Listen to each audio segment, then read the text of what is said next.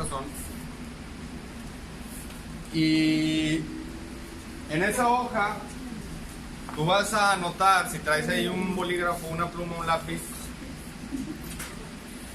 tu guía, tu propia guía. El día de hoy vamos a hacer una guía en 5 minutos. Estas preguntas, mira, van a ser bien poquitas, 5 o 6 o 10, ahorita mismo, vamos a sacarlas. Estas preguntas son básicas o generales del libro de los Corintios, primera de los Corintios.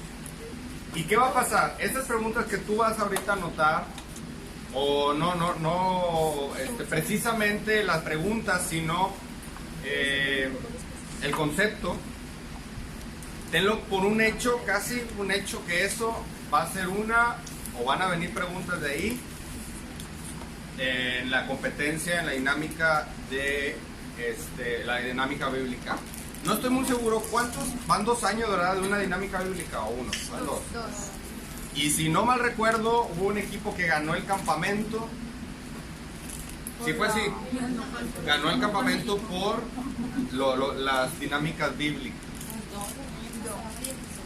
Bueno, entonces, es bueno esto.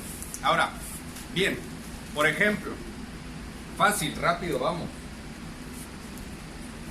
Cosas tan sencillas como preguntarte ¿cuántos capítulos tiene Primera de los Corintios? 16. Así tan sencillo. Esa sería tal vez una pregunta. ¿La anotamos? Pues si quieres. Porque puede venir, o sea, es que son cosas básicas que tú se supone, la idea de todo esto es que tú aprendas el libro de los Corintios. Cosas tan sencillas como, por ejemplo, ¿cuáles eran los problemas de la iglesia de los Corintios? División, inmoralidad. División, Ídolos. inmoralidad, incesto, los sacrificados, los ídolos. Los derechos de... Sí. Cruzar. Bueno, Pablo está explicando un poquito ahí. Los dones. Sí, los dones espirituales. Bueno, los dones no, los dones ahorita déjalos así. Los problemas eran entonces divisiones, los ídolos, ¿verdad? Incesto, entre otros. Vamos a decir esas 3. Ahora, ¿cuáles eran las preguntas? Las preguntas de los corintios. Ahora, estoy diciendo esto, tal vez tú no has venido todo, pero quiero que sepas esto. ¿Cuál es el tema de Primera de los Corintios? ¿Sí saben? Problemas y preguntas. La primer división, o sea, la primera mitad del libro es sobre unos problemas que está teniendo la iglesia. ¿Que cuáles son? Incesto, división y no sé qué más pusimos ahí. La división y los sacrificados, los ídolos, algo así. Inmoralidad sexual y todo. Y las preguntas, ¿cuáles eran preguntas que ellos tenían? Lo de la cena del Señor. La cena del Señor, el matrimonio, el licor de la mujer, famoso. los dones espirituales, ¿verdad? El amor es parte de eso. ¿Lenguas? Es los dones espirituales La profecía. también. En capítulo 16 lo vamos a ver hoy, la ofrenda. La ofrenda era una pregunta que tenían los corintios. Oye, ¿cómo hay que ofrendar? Bueno, ahorita en capítulo 16 él lo aclara. La resurrección, que es el tema del capítulo 15. ¿Cómo? Las preguntas. De hecho, los sacrificados, los ídolos, a mi parecer, también es una pregunta que ellos tenían. ¿Sí? Más o menos, ¿tienen alguna pregunta? Digo, ese va a ser lo básico, lo más básico. Como las divisiones, cuáles eran los problemas, cuáles eran las preguntas que tenían. ¿Cuál es el tema de Primera de los Corintios? Problemas y preguntas. ¿Qué más les iba a preguntar?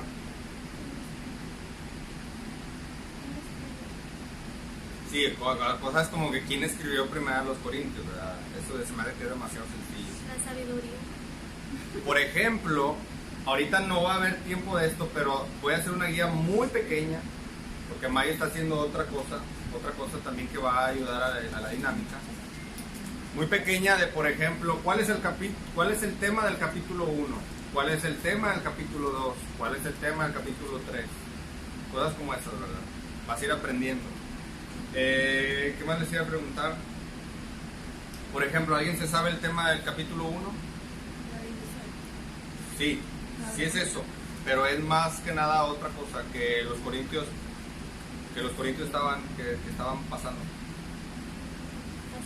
La sabiduría.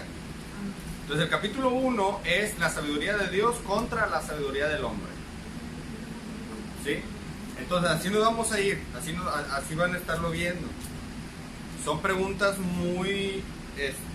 son cosas muy obvias, ¿verdad? De la epístola a los Corintios, ¿verdad? Tal vez pueda venir en qué viaje misionero Pablo visitó Corinto. Fue en el segundo viaje misionero. Cosas como, bueno, tal vez esta no sé si vaya a ser una pregunta, pero que tú lo entiendas. ¿Por qué Dios habla tanto de la sabiduría en el capítulo en Corintios? Porque eran griegos y a ellos en su contexto cultural, ¿verdad? Esas son como que unas preguntas que van a venir. Te voy a dar una estructura bien rápida, así bien rápida. Tú aquí, ahí lo anotas. ¿De qué capítulo a qué capítulo abarcan los problemas? Del 1 al 6, y del 7 al 16 es las preguntas. Así es el pastel a la mitad, ¿verdad? O sea, la primera parte del 1 al 6 son los problemas, y de la parte 7 al 16 las preguntas, ¿verdad? Son preguntas de los corintios a Pablo. Ahora, las divisiones, chavos. Las divisiones, ¿de dónde a dónde abarca? Del 1 al 4. O sea, divisiones, o sea, que había división en la iglesia, problemas en la iglesia, del 1 al 4.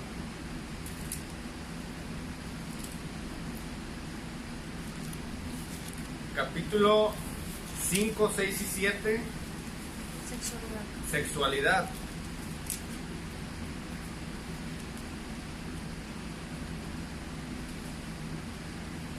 Que por ejemplo, tal vez en el campamento te van a decir, ¿cuál de esos tres capítulos, el 5, el 6 y el 7, cuál de esos tres habla del incesto?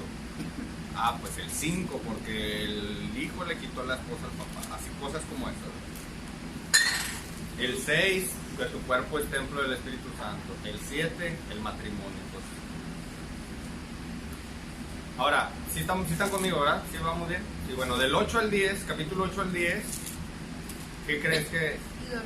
Sacrificado a los ídolos, ¿verdad? Los sacrificados a los ídolos. Del 8 al 10.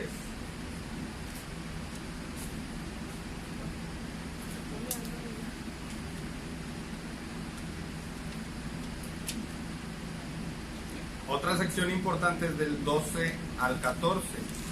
¿Y cuál es esa sección? Los dones espirituales. Ya ves que ya acabamos la epístola, entonces nada más. ¿Mande? El 11, pues, ¿qué es el 11? La cena del Señor. El decoro de la mujer y la cena del Señor. Pero más que nada la cena, la Santa Cena. Y el 15 habla sobre la resurrección y el 16 sobre la ofrenda. ¿Sí? Entonces esas son como que las divisiones. Esas cosas son las más generales que van a venir ahí. Bien, ¿alguien tiene una pregunta hasta aquí? 15 resurrección, 16 ofrenda y salud de despedida de Pablo. Bien, para que tu equipo pueda ganar muchos puntos. Amén. Bien, vamos a hablar un poquito. Este tema se quedó así como que ese día en pausa. Me faltaba información que darles. Voy a terminar nada más con esto y pasamos de inmediato a lo que sigue. Primero a los corintios, ¿verdad? Bien, las lenguas. ¿De qué estábamos hablando sobre las lenguas? ¿Alguien se acuerda del capítulo 12 y 13? ¿Mande? Las lenguas no que se acababan, sino que cesaban por sí solas, ¿verdad? La misma epístola, en el capítulo 13, vimos que la profecía y ¿cuál era lo otro? La ciencia. La ciencia y la profecía se iban a acabar cuando lo completo estuviera ya listo. Y las lenguas por sí solas iban a cesar. Ahora, aquí estamos viendo lo de lenguas. ¿Qué quiere decir con lengua? No estamos hablando de una lengua de barbacoa, ¿verdad?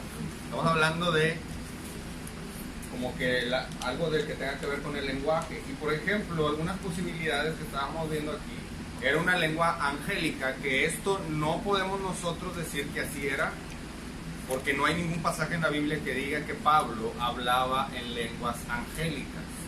Y si fuera así, ¿cuáles son? Entonces, en Hechos 2, el autor de Hechos, Lucas, está claramente diciendo que en esa región estaban unos que eran partos, unos eran medos, unos de Capadocia, algunos eran edomitas, o sea, de muchas partes, y hablaban diferentes idiomas. Entonces, las lenguas era como hablar en inglés, como hablar en alemán. No era de repetir una sílaba de otra sílaba intercalada, ¿verdad? Shirshalla, jala, carambarangala. O sea, no. Sí, haz de cuenta. No es eso, entonces no era lengua angélica, ni tampoco una lengua extraña, ¿verdad? Que alguien no conocía. Hechos 2 está de ejemplo que, y 1 Corintios 14, que vimos la semana pasada, de que tenían que interpretarla, tenía que haber un intérprete. Entonces, habíamos visto también algo sobre como frases litúrgicas o arcaicas, o sea, muy antiguas, como proverbios muy antiguos o cosas así, un idioma que tal vez en los primeros años existía. No, tampoco es eso. Ni tampoco estábamos hablando que era un lenguaje de éxtasis, como cuando alguien está drogado, ¿sí me entiendes? No era como que, o sea, empezaba ahí a decir cosas que no se entienden. Ni tampoco es una lengua subconsciente, como cuando hablas cuando estás dormido. Tampoco era que era como que que eran poseídos y que empezaban a hablar. Tampoco era así. Entonces estábamos hablando que era idiomas, y el propósito de las lenguas era evangelizar, era llevar el evangelio a aquellos que no hablaban la lengua de ellos. ¿Por qué crees? Sí, por la Torre de Babel, pero ¿por qué crees que se les hablaba por este medio? O sea, ¿por qué Dios utilizó el medio de las lenguas y de la profecía? Porque no había Biblia. Porque no había Biblia. Existía el Antiguo Testamento, incluso existía el Antiguo Testamento traducido al griego. Si tú sabes, el Antiguo Testamento fue escrito en hebreo, pero lo tradujeron al griego para llevar también el Antiguo Testamento algunos que querían judaizar y todo eso. O sea, eso se llama la Septuaginta, ese es otro tema. Pero el propósito de todo eso era evangelizar, porque algunos, por ejemplo, los partos y los medos, tenían su propio idioma que no conocían ni griego tal vez, ni tampoco conocían la lengua común, ¿verdad? Que todos hablaban. Entonces, Dios utilizó que ellos hablaran en lenguas para que le entendieran y fueran evangelizados y pudiesen recibir al Señor. Entonces, ese era el propósito. Las lenguas solamente está presente, chavos, en los primeros libros de la Biblia, en Hechos, por ejemplo, ¿verdad? No hay registro más. No hay, o sea, en los primeros libros. ¿Cuáles son los primeros libros? Es Gálatas, o sea, Hechos, obviamente, de los sucesos. Primero a los Tesalonicenses, primero a los Corintios. Entonces, nada más sucedió las lenguas hasta que la Biblia se escribió toda. ¿Sí me entiendes? Ya cuando se escribió toda la Biblia, el Nuevo Testamento, las lenguas cesaron. Incluso cesaron desde antes, porque no hay rastro mucho ni en las mismas epístolas de Pablo, ¿sí?, de que continuaran las lenguas, de que continuaran hablando en otro idioma. Entonces, solamente está presente en los primeros libros. Cesó, o sea, dejó de ser un problema en la iglesia. ¿Por qué? Si fueran tan importantes las lenguas, digo, yo no sé si tú has visto algún culto así, ¿verdad? Si fueran tan importantes las lenguas, las epístolas de Pablo y todo el Nuevo Testamento estuviera repleto de ello, dando instrucciones, hablando y diciendo, es que esto es así, y denle importancia. El mismo Pablo en 1 Corintios el 13, el que vimos hace 2 semanas, decía, pues sí, termina la epístola diciendo, procuren, ¿qué? Perdón, el capítulo 13 dice dice, permanece la fe, la esperanza y el amor, estos tres, pero el amor es el mayor de ellos. Y el capítulo 14 comienza diciendo, procuren los dones espirituales, pero sobre todo que profeticéis. Entonces, las lenguas no era lo más importante. Las lenguas no era lo más importante en este tiempo. Yo quiero que tú entiendas el contexto histórico de lo que estaba sucediendo ahí. O sea, porque las lenguas eran con el propósito evangelista. Ya se convirtieron, ahora el propósito era el de profetizar, que hoy conocemos ese término como predicar, proclamar, llevar el evangelio. ¿Con cuál propósito?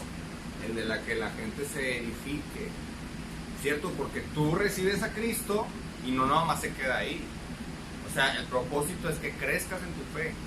Y para esa misma razón tú vienes al culto, a edificarte a través de la predicación de la palabra. Es como Dios edifica la iglesia, ¿me entienden? ¿Sí me entienden o no? A través de la predicación de la palabra de Dios es como Dios te edifica a ti. Leyendo, sí, orando, sí, es cierto, pero Dios puso a la iglesia a unos pastores y maestros, otros evangelistas y profetas, y a otros, ¿qué más dice? Sí, misioneros y todo eso, con el propósito de edificar a la iglesia. Eso está en Efesios. En Efesios 6 lo encontramos, y no está hablando tanto de las lenguas, ¿verdad? No dice, no, usen las lenguas, no dice, hagan esto y esto y esto, ¿verdad? Prediquen la palabra. Entonces, esto es un poquito sobre algo extrabíblico. Hubo una persona llamada Clemente en los primeros años de la iglesia, que él les manda unas cartas a los corintios. Miren qué año, en el año 95. O sea, esta epístola se había escrito 30 años antes. O sea, reciente. Él escribe y pone 13,000 palabras en su libro o en su epístola que les envía este Clemente a los corintios como una carta. Yo no sé si tú sabes, en ese tiempo no había teléfono ni había ningún medio de comunicación más que la carta. Entonces les envió una carta y alude a algunos pasajes de primera y segunda a los corintios. Él habla y les dice, ya, estos pasajes de primera y segunda a los corintios. Los regaña obviamente por sus divisiones. Clemente era un cristiano, ¿verdad? Y era un pastor en Alejandría. Él utiliza la ilustración del cuerpo, utiliza exhortaciones a amar, ¿verdad? Tomadas de 1 Corintios 13, pero nunca menciona ni las lenguas ni los dones. O sea, Clemente, en el año 95 después de Cristo, cuando había pasado 30 años después, que era pastor en una iglesia en Alejandría, enviándole una carta a los corintios, nunca les habla de los dones, ni las lenguas, ni nada de eso. Entonces, ¿qué quiere decir? Que para este tiempo nadie utiliza sus dones espirituales. ¿De acuerdo? Sí. ¿Y esa carta ¿Mande? dónde está? La carta No, digo, la verdad ni sé, pero es un documento que tenga que estar en la historia, ¿verdad? Y documentado en los libros de historia. En historias judías, por ejemplo, o en historias griegas, como los corintios, o en la historia de Clemente. Si tú buscas, mira, nada más teclea Clemente de Alejandría, era un pastor después de los discípulos, de los discípulos, de los discípulos, de los discípulos de los apóstoles, ¿verdad? Así se fue haciendo. Entonces, Pero nunca lo menciona en la Biblia. no, estoy hablando yo. Es más, Clemente era pastor cuando en los tiempos de Juan estaba en la isla de Patmos recibiendo el Apocalipsis, ya cuando se estaba acabando la Biblia, ¿verdad? Entonces, estoy hablando, esto es un argumento extra bíblico de decir que las lenguas ya no cesaron, ya no se hablan. Entonces, no sé dónde me quedé. Sí. Entonces, este pastor le estaba hablando a ellos y nunca habla de las lenguas. Casi no aparece en la historia de la iglesia, chavos. Es un argumento también. En la historia de la iglesia, no sé si te ubicas. La iglesia, ¿cuándo comienza? En Hechos capítulo 2 comienza la iglesia. Ahí empezaron los primeros años, donde en estos años utilizaban el don de lenguas y el don de profecía, el don de revelación, el don de todo eso, para la edificación. Se fue acabando todo eso en el año 90 o 100, 95 o 100. Dios inspira a Juan en la isla de Patmos, le revela el Apocalipsis y se cierra la Biblia. Ahí se cierra ya. Entonces, en el año 100, 200, 300, 400, la iglesia continúa trabajando, continúa creciendo, los discípulos, pero el don de lengua no se menciona en la historia. ¿Sí me entiendes? O sea, no hay un argumento para decir que eso continuó. Entonces, el patrón de actividad milagrosa duró 3 épocas, hace como 70 años, y ahí vemos algunos ejemplos en la Biblia. ¿Algo más les quiero decir? No era necesario en la iglesia, había una categoría, dones apostólicos, porque normalmente estos dones se le dieron a los apóstoles. Dios se los dio a los apóstoles, no tanto a la iglesia. Esos dones desaparecieron en los ministerios, ya no hubo. O sea, Pablo habla más de su aguijón que de las lenguas, o sea, no hace énfasis en eso. O sea, sí se mencionan en algunos pasajes de la Biblia, pero no son importantes porque iban a cesar por sí solos. Ya no sé qué más aquí. ¿Cuáles han cesado? Bueno, las lenguas son unos dones que han cesado de ese tiempo. Han cesado la interpretación de las lenguas, la profecía, y hablando en el aspecto profecía revelatoria. ¿Cómo? En el cual, como no había Biblia, literalmente Dios le revelaba a ellos. ¿Sí me entiendes? Como a todos, como a Pablo. O sea, a Pablo Dios le revelaba que iba a escribir, y aquí lo tenemos.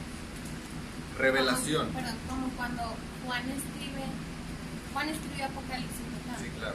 Cuando él dice que se lo llevó y que vio y que no sé qué. Ezequiel, Daniel, todos los profetas, todo eso. Cuando se refiere a una profecía como esa revelatoria, ¿verdad? Que dice a Jonás, de aquí a 40 días va a caer Nínive.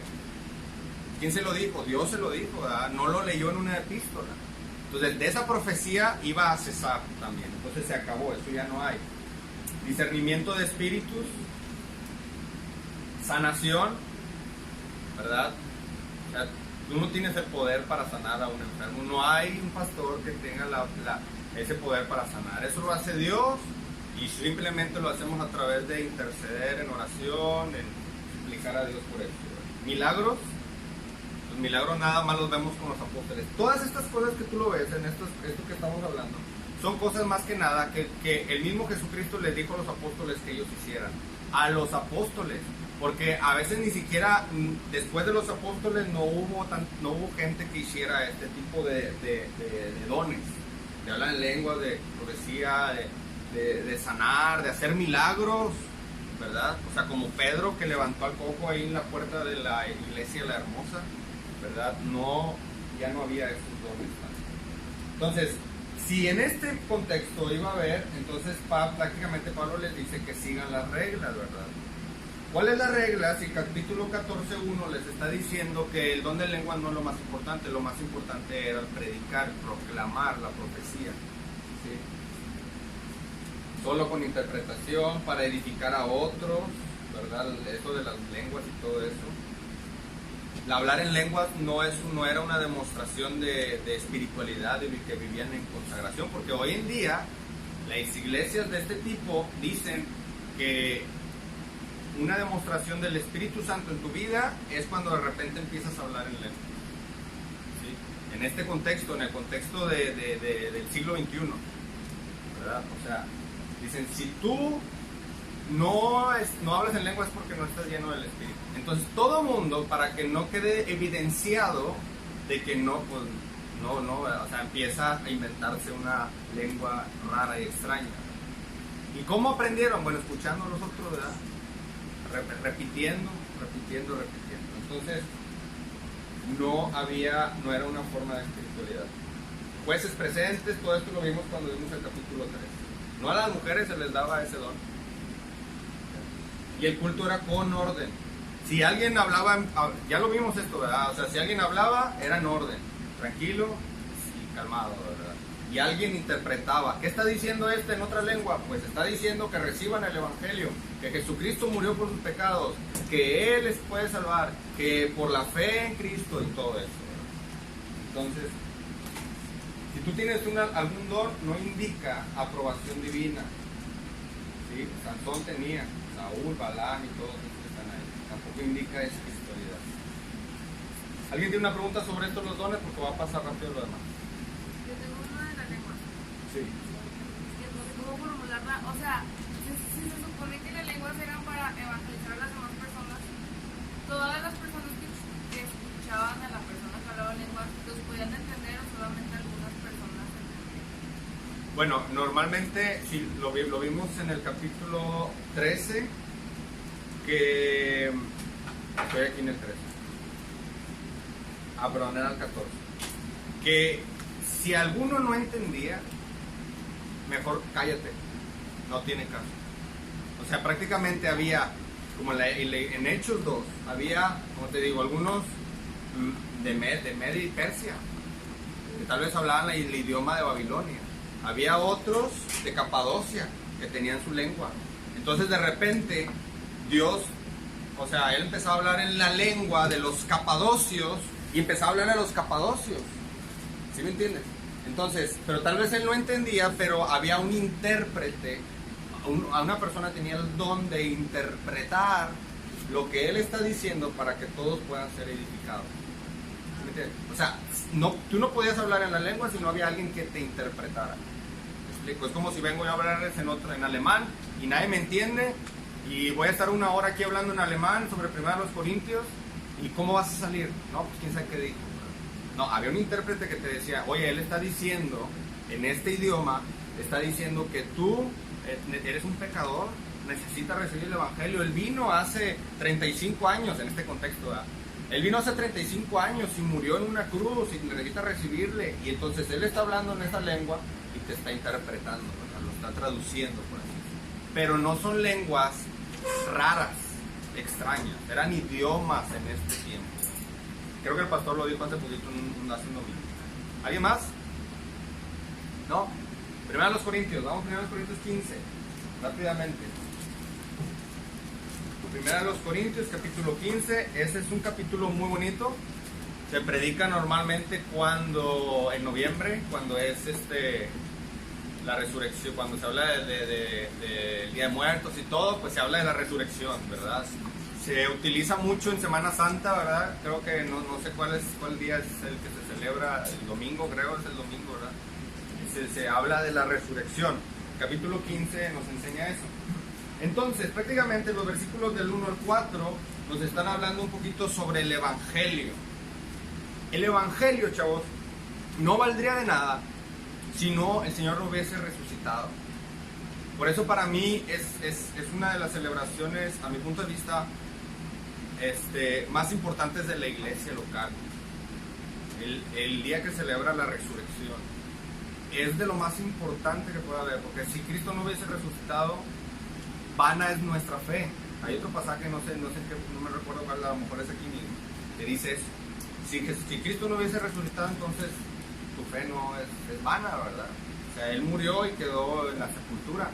Entonces, tú olvídate de que tienes vida eterna, olvídate de que de misiones, nada tiene sentido, no hay una base, todo se desmorona si Jesucristo no hubiese resucitado. Entonces, dice el versículo 1 al 4, además os declaro, hermanos, el evangelio que os he predicado, el cual también recibisteis, en el cual también perseveráis, por el cual asimismo, si retenéis la palabra que os he predicado, sois salvos, si no creísteis en vano. Porque primeramente os he enseñado lo que asimismo recibí, que Cristo murió por nuestros pecados conforme a las Escrituras, y que fue sepultado y que resucitó al tercer día conforme a las Escrituras. Entonces prácticamente ese es el Evangelio. El Evangelio es que Cristo murió, fue sepultado y resucitó al tercer día. Esta es la noticia, esta es la gran noticia, esta es la buena nueva, la buena noticia que todo el mundo debía conocer. Y los que hablaban en lenguas era lo que decían en otro idioma. Cristo murió por los pecados, tú necesitas recibirle, Él fue sepultado, Él resucitó y algún día tú vas a resucitar con Él. Necesitas recibirle como tu Salvador, necesitas hoy entregarte a Él, ¿verdad? Entonces eso era lo que se predicaba. El Evangelio es esto. Y el apóstol Pablo explica sobre, por así decirlo, el último elemento del Evangelio, que es la resurrección del Señor. Como quiera, él comienza hablando el versículo 1 al 4, que eso ¿el qué? Él lo recibió. ¿Y quién se lo enseñó a Pablo? En Hechos 9, cuando cae rendido a los pies del Señor, ¿qué quieres que yo haga? Él se fue ciego aún y el mismo Señor le enseñó a Pablo. El mismo Señor le enseñó a Pablo. Entonces, por así decirlo, esto era el don que habíamos dicho, el de la profecía revelatoria. Dios le revelaba a Pablo, Dios le reveló a los autores de la Biblia qué es lo que ellos tenían que escribir. Entonces, el apóstol Pablo dice, como está terminando el tema de los dones, le dice, miren, yo tengo un don, el de la profecía revelatoria. Yo lo recibí el evangelio. ¿Sí ves qué dice ahí? El versículo 3, porque primeramente os he enseñado lo que a sí mismo recibí, ¿verdad? ¿Y cuándo lo recibió? Pues el Señor se lo enseñó, ¿verdad? Obviamente después de haber sido salvo, rumbo a Damasco, camino a Damasco, ¿verdad?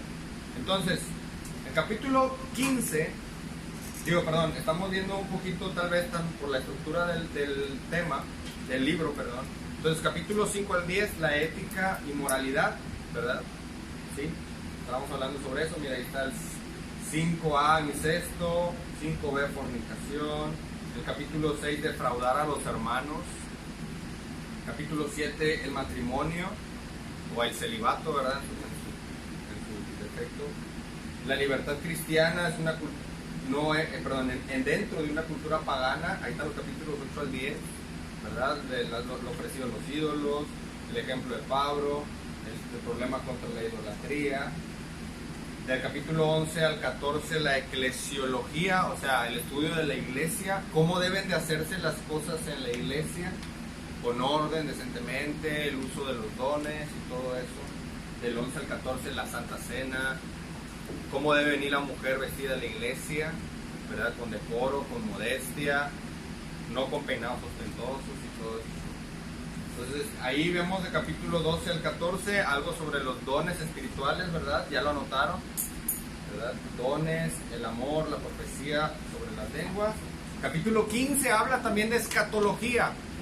La escatología, chavos, es el estudio del escatón, el estudio de las últimas cosas, ¿sí? La escatología es el estudio de las últimas cosas y el capítulo 15 habla de eso. Cuando dice, a la final trompeta, los muertos en Cristo resucitarán primero y después los que ya hemos quedado. Esto es escatología, lo que va a pasar después, ¿sí? Habla aquí sobre la resurrección y la segunda venida. ¿Alguien tiene una pregunta? ¿No? Bien. 1 Corintios 15, el evangelio que Pablo predica, aquellos que recibieron, en el cual perseveran. Esto es interesante porque es que lo que tú y yo necesitamos, prácticamente nos está diciendo los primeros versículos, que lo que ocupas en tu vida es el evangelio. El evangelio lo ocupas el día de tu salvación. El evangelio lo ocupas por el resto de tu vida. Tú necesitas el evangelio diariamente, predicarte tú mismo o Dios, o a través de la lectura, de la oración, el evangelio de Cristo, ¿verdad? El evangelio de Cristo, porque en el evangelio tú puedes ver ahí que Pablo predica. Mira, si ves el versículo 1, además os declaro, hermanos, el evangelio que os hemos predicado, en el cual ellos recibieron, en el cual perseveran, ¿verdad? Entonces es el mismo que salva, es el que Pablo recibió y todo este asunto, ¿verdad? ¿Cuál es el contenido del evangelio? Mira, si tú ves ahí, aquí lo estoy poniendo, que él murió conforme a las escrituras, fue sepultado y resucitó conforme a las escrituras, ¿verdad? Las escrituras ya habían dicho que el Mesías tenía que morir, ser sepultado y resucitado, ¿verdad? Y él fue visto por más de 500 personas, ¿verdad? Entonces, ¿quién es él? Es Jesucristo. Pero vamos a ver aquí una humillación y después una exaltación del Señor. En el primer versículo, del 1 al 4, la humillación y la exaltación. Ese es el evangelio. La humillación del Hijo de Dios por los pecadores, el justo por los injustos, y luego después, ¿qué dice Filipenses? Que Dios le exaltó hasta lo sumo, ¿verdad? La exaltación del Hijo de Dios. Ese es el evangelio. El evangelio. Entonces vemos una evidencia bíblica, pero también vemos una evidencia física. Él resucitó, lo vieron a él, 500 personas. Entonces una evidencia bíblica de que él iba a morir y que él iba a resucitar, y una evidencia física de que él fue sepultado y que fue visto por todos. Fue visto eso, que el Señor realmente resucitó. Y si vemos una evidencia bíblica, estos salmos y esa parte de Isaías, Hechos y todo eso, lo podemos encontrar hablando sobre la resurrección del Mesías. Estos pasajes te los puedo pasar más adelante. Una evidencia física fue la tumba. No es necesario ir totalmente ahí, pero en Mateo 27 explica algo sobre este aspecto, ¿verdad? De la tumba. Oye, está vacía, oye. Bueno, si quieren vayamos ahí rápidamente. Mateo 27.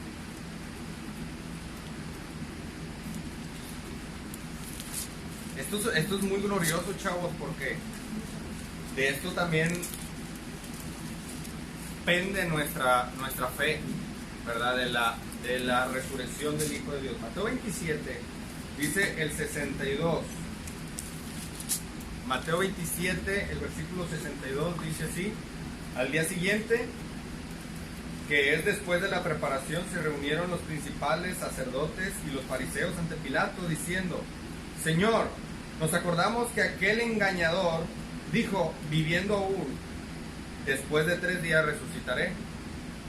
Manda pues que se asegure el sepulcro hasta el 3er día, no sea que vengan sus discípulos de noche y lo hurten y digan al pueblo: resucitó de entre los muertos, y será el postrer error peor que el primero. Y Pilato les dijo: ahí tenéis un guardia, id y aseguradlo como sabéis. Entonces ellos fueron y aseguraron el sepulcro, sellando la piedra y poniendo la guardia. Entonces, si nosotros seguimos viendo un poquito por ahí, en los más evangelios, de repente los guardias estaban espantados, porque o sea, el sello se quitó, la puerta se abrió, y después cuando vienen las mujeres, ellas ven, al parecer ven un ángel parado junto a la tumba, le dicen: oigan, ¿qué ven? Aquí ya no está él ha resucitado. Y vemos ahí las apariciones de él. Algunos testigos oculares que lo vieron a él: Pedro, los 12 apóstoles, 500 personas, Jacobo, todos los apóstoles, y Pablo al final. Por eso Pablo dice: yo como un abortivo, ¿verdad? O sea, fui el último, fui el más pequeño y el más insignificante de todos. Mira que el más insignificante como Dios lo usó. Entonces regresamos a 1 Corintios 15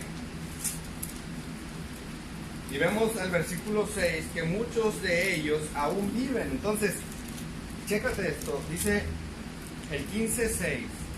Después apareció, ¿a cuántos? A más de 500 hermanos. ¿Cuándo? ¿En diferentes ocasiones? No, a la vez. Mírate, 500 personas reunidas y de repente el Hijo de Dios se les aparece resucitado. O sea, 500 personas, el versículo 6, a la vez. De los cuales, ¿qué cosa? Muchos viven y otros ya se murieron. Pero muchos viven. O sea, prácticamente ahí andan algunos. Vayan y pregúntenle si vieron al Señor. En este tiempo de la epístola de los Corintios, o sea, una epístola que, o sea, ¿en qué año se escribió? Aquí más, déjame nomás lo veo aquí que dice Scofield. Creo que fue en el año 50 y tantos, 60 antes de Cristo. Sí, en el 56 dice aquí. Entre el 50 y el 55, 56, después de Cristo. Entonces, ¿hace cuántos años había resucitado? Si murió en el 33, o sea, tenía 23, 22, 25 años de que había resucitado, y aún había gente que lo había visto de esos 500 en este tiempo de los Corintios, que les dice: señores, mira, vayan y pregúntenles a ellos. Algunos todavía están vivos. Esos viejitos que ahora profesan, que ahora son cristianos de la iglesia de Antioquía, la iglesia de Jerusalén, vayan y pregúntenles, ellos vieron a Cristo resucitado. Entonces es un argumento de Pablo para decir que Cristo sí resucitó. Ellos entienden que Él resucitó. Tal vez los corintios estaban en duda de esto, ¿verdad? ¿Cómo? Mira, chécate, yo quiero que entiendas un poquito esto. Ellos eran corintios, eran griegos, y amaban la sabiduría, el aprendizaje. Pero ¿cuántas veces habían tenido un caso de resucitación o de resurrección? O sea, tú puedes, o sea, en este contexto decir, es que cómo, si ellos sabían de ciencia, por así decirlo, de medicina en estos tiempos, toda la influencia griega, o sea, toda la influencia de los antiguos filósofos, y que ellos dijeran, ¿cómo descomponerse un cuerpo y luego después volverse a restaurar.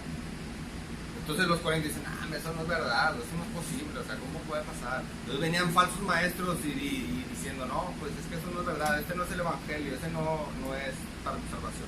Entonces, si los corintios no iban a creer esto, entonces su fe iba a estar tambaleante. Entonces Pablo sabía que era un problema y les escribe, ¿verdad? Les dice, es que sí resucitó.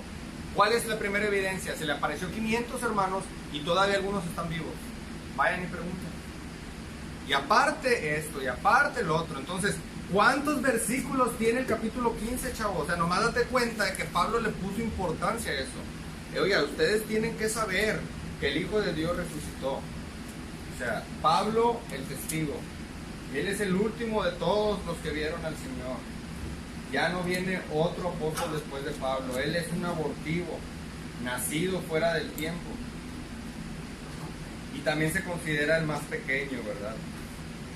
Dice el versículo 7, después apareció a Jacobo, después a todos los apóstoles, y al último de todos, como a un abortivo, me apareció a mí. Como ahí, como un hijo despreciado, ¿verdad? Como abortado. ¿Sí? Entonces dice, me apareció a mí, porque yo, versículo 9, yo soy el más pequeño de los apóstoles. Chécate el versículo 9, que no soy digno de ser llamado apóstol, porque persigue la iglesia de Dios. Y escribió 14 epístolas. Y era el más pequeño, el más insignificante y el más abortivo.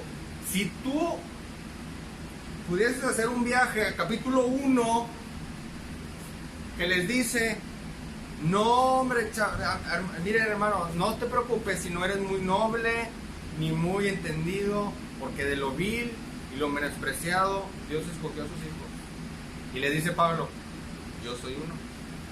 ¿Sí entiendes? O sea, el capítulo 15 le dice, porque yo soy el más pequeño de los apóstoles, que no soy digno de ser llamado apóstol. Para empezar, o sea, esto es el evangelio, ¿verdad? Está hablando del evangelio, está diciendo, yo no soy nada. Yo no soy nada, yo soy ahí el más pequeño. De hecho, eso es lo que significa Pablo. La palabra, o sea, el nombre Pablo significa pequeño, ¿verdad? Chiquito, el pequeñito, ¿verdad? Esa aparición que él dice es la de Hechos, ¿verdad? ¿El cuál, perdón? Que se le apareció a él, sí, la de Hechos. Exactamente, porque, o sea, resucita en el año 33, vemos el versículo 6, ¿verdad?